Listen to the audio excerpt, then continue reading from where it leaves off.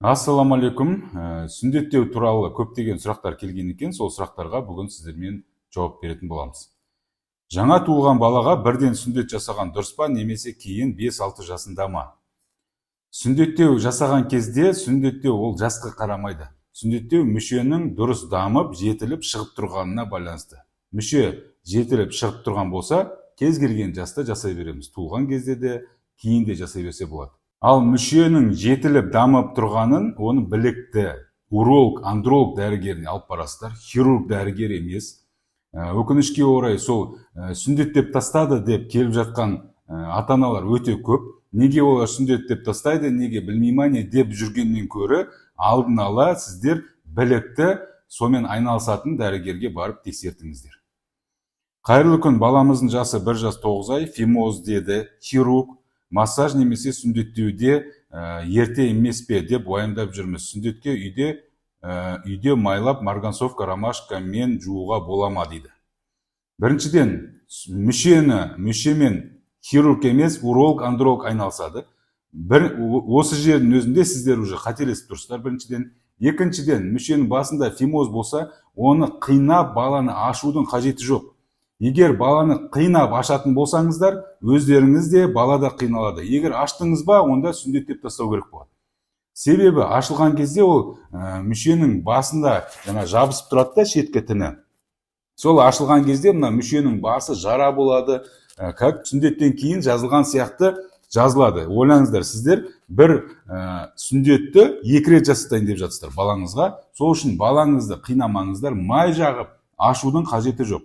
Максимум бұрын ата-бабаларымыз әпшубеш деп мүшесін басын ұстағанда өзіне қарай тартқан. Бұлай ішке қарай ашпаған, өзіне қарай тартқан. Солай өзіңізге қарай тартсаңыз болады. Егер фимоз қабынып, баланопастит болып жатса ғана, онымен айналысып, онда сүндетке показания бар. Бірақ сүндетке тек қана жазылғаннан кейін ғана жасалынады.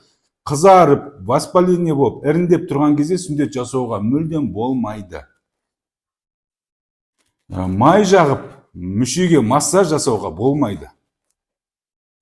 Сүндетке неше жастан отырғызған дұрыс, оны мен айтып кеттім. Сәлеметсіз бе, сүндеттелгеніне 10 күн болды, кіші дәретке шыққанда ауырсыну бар, жалпы балада фимоз болған еді, сол себепті жазылуы қиын болды. Бұл жағдайда не істеуге болады? Балада фимоз болған болса, сіздер егер сүндеттеген болсаңыздар, онда шыдайсыздар, уақыт керек болады.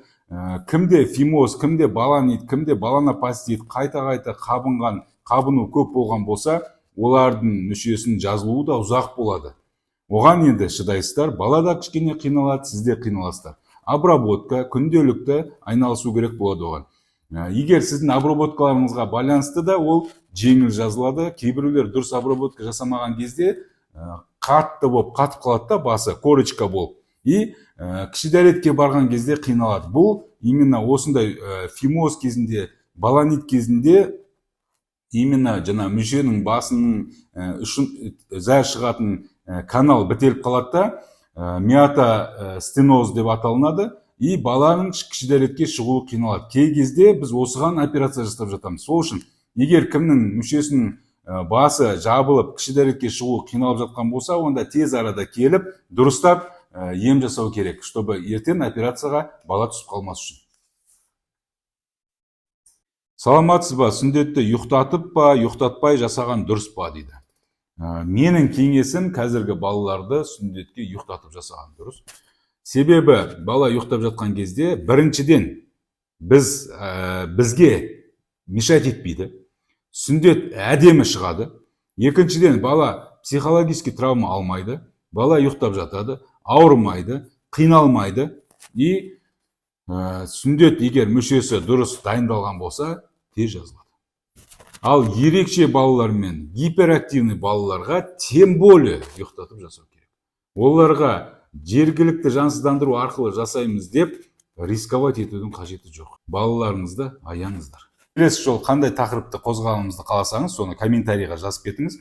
Сол тақырыптарды міндетті түрде қозғауға тырысатын боламыз.